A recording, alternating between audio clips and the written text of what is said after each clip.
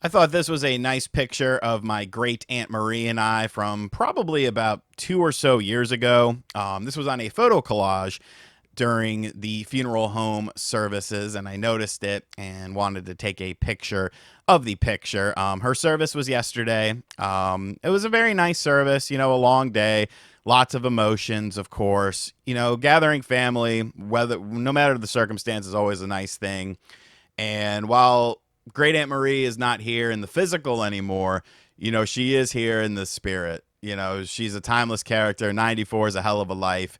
So rest easy, Great Aunt Marie. You will be missed dearly. And I was actually a pallbearer for the first time in my life. And everyone was like, wow, you did really good. And I was like, yeah, I mean, I learned from watching WWF growing up. Oh, yes, my Undertaker. I mean, bad transition aside, you got to throw some humor into things. We're not talking about Kirby Air Riders today because I didn't watch the direct, and I don't think I care to watch the direct. It seems like a fine game. We're talking about Xbox because, boy, oh boy, Xbox has been put through the ringer lately. And I like Xbox. People think I don't like Xbox. No, I genuinely want them to succeed. I genuinely want them to be in the home console market. I genuinely want them to do great things and provide competition because I feel like competition is what creates better experiences for the user. But when Xbox continually lies to people and changes their business direction and says they're going to do one thing and then does another, the canceling of games, it's only 4 games coming to PlayStation. At some point in time, you do have to be critical of the brand. I think it's much more damaging to just accept everything that Xbox says at face value because you're hoping for one of those special Phil Spencer and Aaron Greenberg luncheons and you want to be, tied in with the Xbox brand and you want them to follow you on Twitter and stuff. And now you're just being delusional with stuff like this. But a report came out yesterday that if this is true, and it does seem like this is true, Xbox is screwed. Like, this is terrible for Xbox. And I say that with zero hyperbole and zero sarcasm. This could be a potential death blow to the Xbox brand. So what am I talking about? Well, your friend and mine, he's not really my friend, but he unblocked me after the Spawncast and when he came onto the Spawncast on Twitter. Jason Schreier and Bloomberg did a very extensive report on Xbox today and kind of the influence that Microsoft is having with them and the unreal expectations that they are wanting from Xbox as a brand, because you have to remember, at the end of the day, it is a Microsoft Xbox, and we have seen some very drastic changes over the past, 2 years or so, really ever since the Activision Blizzard merger with, I should say acquisition from Microsoft, bringing them into the Xbox family. We've seen a lot of things changing. We've seen price increases on consoles. We've seen Game Pass go up in price, even though, Microsoft testified, no, it's not going to have any bearing on this sort of situation, but it clearly did. Here is what the nitty gritty of the report is talking about, though, and this is the thing that is just completely outlandish and is going to potentially be the out for Microsoft to get rid of the Xbox brand as it stands today. The report basically says that Microsoft executives have set an across-the-board goal of 30% accountability margins, which Microsoft uses internally according to people familiar with the business. Basically, what they're saying is they want 30% accountability. That's what they want to see. The average profit margin needs to be 30%. Now, that in and of itself doesn't sound too scary. 30%, okay, you and I don't know what the average is. But Schreier does, based on S&P Global Market Intelligence stuff. The average in the gaming industry, based on the actual statistics, ranges from 17 to 22%. So they want nearly double the smaller amount of the range, the 17%. They want 30% across the board.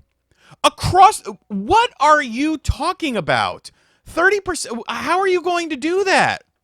I thought it was macroeconomics that caused the Game Pass to go up. I thought it was macroeconomics that we're seeing all of this sort of stuff with Game Pass. Obviously Call of Duty is playing a role in that. And when you want 30% accountability margins or 30% profit across the board, you are asking for something that is an anomaly in the industry. You are not Nintendo. You are not Sony at their best. Okay, you're not going to see those kinds of numbers. So where are we getting this from? Well, yeah, I alluded to the Activision Blizzard acquisition for a very specific reason, because according to the developers in the at Xbox, in the past they weren't asked to hit specific numerical targets, and I think we see that with the laissez-faire style approach that Phil Spencer had with a ton of these companies. Oh, take your time, do this, do that, whatever. But this profit margin goal of 30% was introduced in fall of 2023 by Microsoft Chief Financial Officer Amy Hood. Of course, in fall of 2023 is when the Activision Blizzard deal went through. So the timing is clearly right there. This is why Game Pass has gone up, because they need higher profit margins. We know that they lost a bunch of money with Call of Duty on potential sales, so now boom, we got to raise these prices. But maybe Amy Hood is like a genius, and she's been around the industry and she understands the industry. Maybe we'll get something good from her, since she seems to be running the show. Well, here we go. I have her profile pulled up here, folks, because I'm not a journalist. I just did some basic research. Amy Hood, Executive Vice President and Chief Financial Officer. Amy Hood is the Executive Vice President and Chief Financial Officer at Microsoft and is responsible for leading the company's worldwide finance organization, including accounting and reporting, acquisitions, business development and ventures, financial planning and analysis, global real estate, internal audit, investor relations, tax planning, and treasury. Hood joined Microsoft in 2002 and became EVP and CFO in 2013.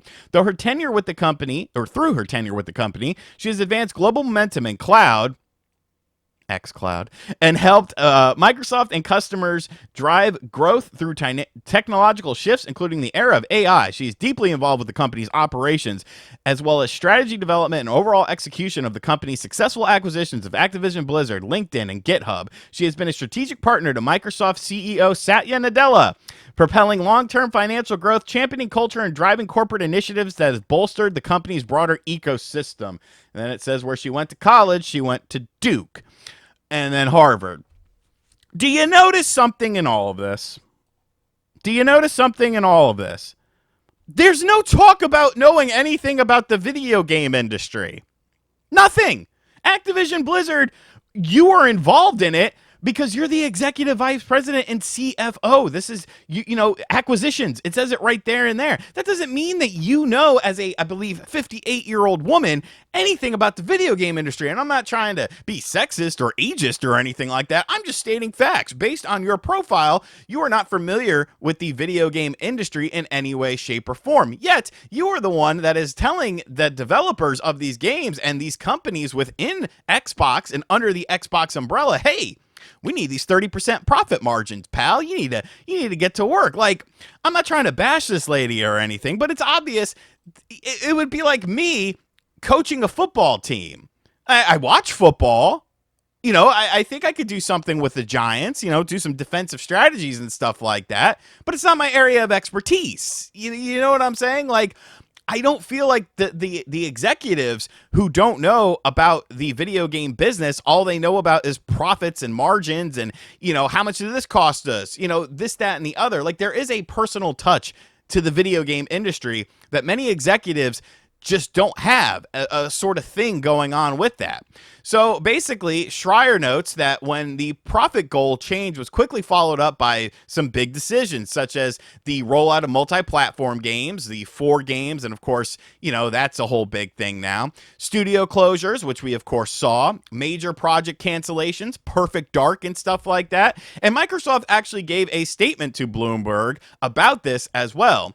We look at the business as a whole, balancing creativity, innovation, and sustainability across a diverse portfolio of offerings. As with any creative business, sometimes that means making hard decisions and stopping work on things that are no longer working for a variety of reasons and shifting resources towards projects that are more aligned with our direction and priorities. Like, bro, what is your direction and priorities? Because it's obvious that you are not loving Xbox right now as a brand.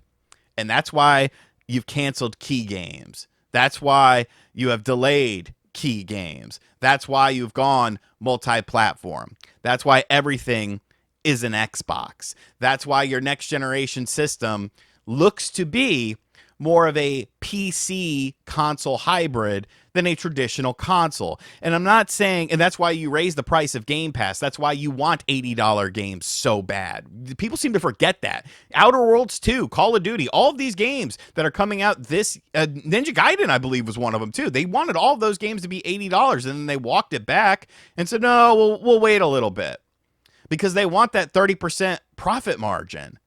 And the thing of it is, I don't think that's going to work out in your favor. I just do not. The Xbox brand and Xbox branding games do not have the same pull as a Mario Kart World. We could sit here and debate whether Mario Kart World is $80.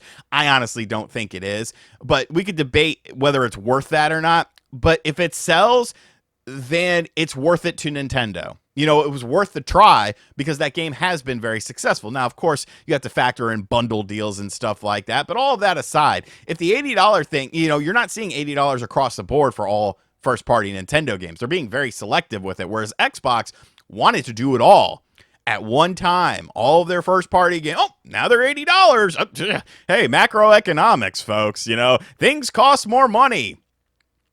While they do, when you make an unrealistic profit margin of 30%, that is well above the industry standard, and that spectrum covers everything from small companies to big companies. So realistically speaking, there are companies that are well below 17% profit margins based on, you know, what other things they have going on, how many employees they have and whatnot. Like, you're just shooting yourself in the foot. This is a way to kill your brand by asking for unrealistic things from your studios. So I don't know, man. I don't know. Let me know what you think about this in the comments section down below. Are you on board with this? Do you think that they're going to make this work? How does this look for the Xbox brand? Because I think it looks pretty damn dire. And as always, guys, thank you for checking out this video. If you're new to the channel, be sure to hit that subscribe button. Be sure to like, comment, and share. I'm wrapping this up early because I just got a text message and I need to read it real quick. And as always, I'll catch you guys on the next video. Hit subscribe if you're new. Later.